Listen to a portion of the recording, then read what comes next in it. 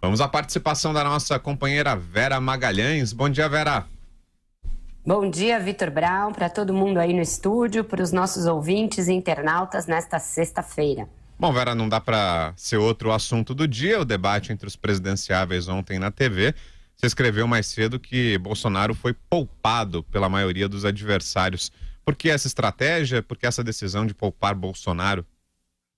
Você veja, Vitor, normalmente quem está na frente nas pesquisas acaba sendo alvo de todos os adversários nesse tipo de confronto. Foi o primeiro debate, Bolsonaro nas pesquisas sem Lula pontua bem à frente de alguns de seus adversários, mas ele foi poupado. E isso era uma estratégia que já se mostrava no horizonte antes mesmo do debate. Quando você conversava com marqueteiros, com estrategistas das campanhas, e eu fiz isso ao longo da semana, já era possível notar uma insegurança quanto ao melhor modo de tratar o candidato do PSL no primeiro debate. Por quê? Porque ele vinha de 2 confrontos televisivos com jornalistas, 2 entrevistas, em que, confrontado, tinha se saído razoavelmente bem.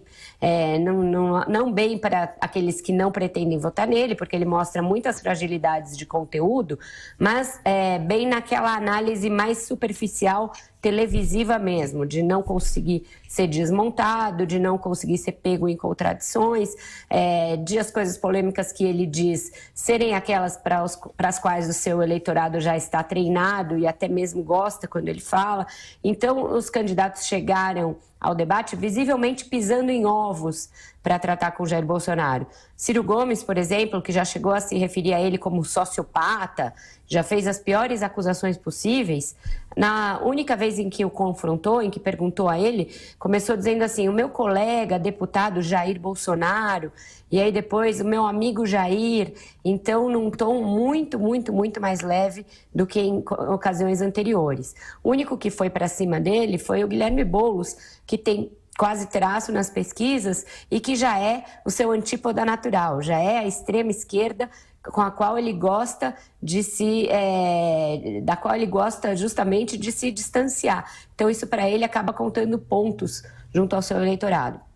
Bolsonaro, por sua vez, adotou um tom bastante mais calmo, menos exaltado do que em ocasiões anteriores, não gritou, não elevou a voz na maioria das perguntas. Só no final do debate, já no último bloco, é que ele fez uma intervenção lá fora dos microfones, fora da sua vez, numa fala sobre saúde, para condenar o aparelhamento da Anvisa e etc., mas se manteve mais ou menos estável ao longo de todo o debate. É claro que ele escorrega aqui e ali em questões de conteúdo, mas o debate por si só não permite um aprofundamento nesses temas. O tempo para responder é curto, aí tem réplica, tréplica, ninguém conseguiu se aprofundar muito, então ele ficou também mais ou menos no 0-0 em relação aos adversários nessa seara. Na falta de um confronto direto com o Bolsonaro, quem recebeu a maior concentração de perguntas incômodas acabou sendo Geraldo Alckmin.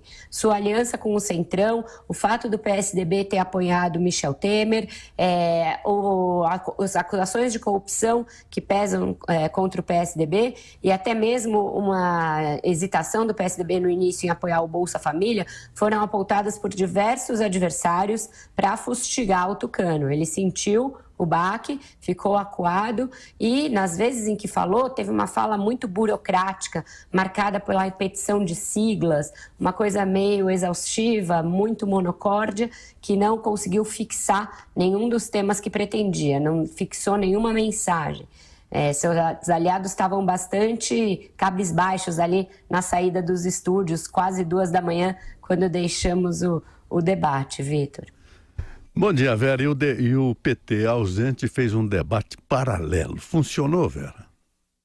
Não funcionou, Joseval. Foi uma espécie de um mico, porque a audiência nas redes sociais foi muito mais baixa que a do próprio debate nas redes sociais. Não estou nem contando o debate em TV aberta, porque aí não é nem comparável a escala.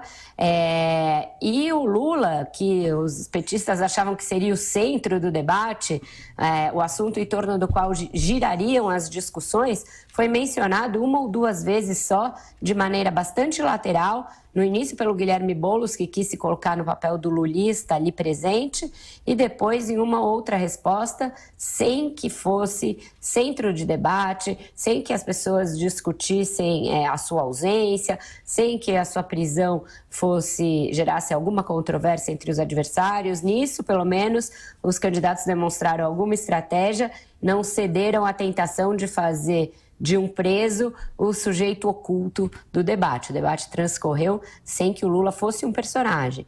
Isso acende uma luz amarela para a estratégia do PT, que é de manter essa candidatura viva, apesar da sua bizarrice, o tempo que for possível.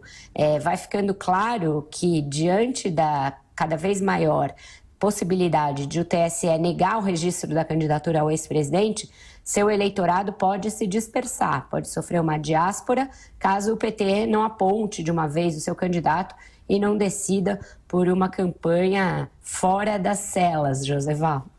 Vera, obrigado, bom dia. Estarei ouvindo-a à tarde no programa 3 em 1. Muito obrigada, Joseval. Um bom fim de semana a todos os ouvintes do Jornal da Manhã e até segunda-feira.